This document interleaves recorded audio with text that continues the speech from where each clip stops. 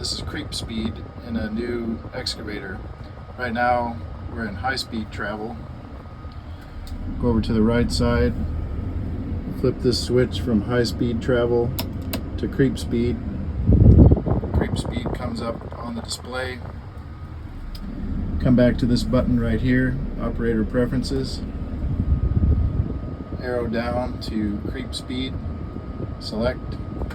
Now we can raise or lower our creep speed from minimum creep speed to maximum creep speed.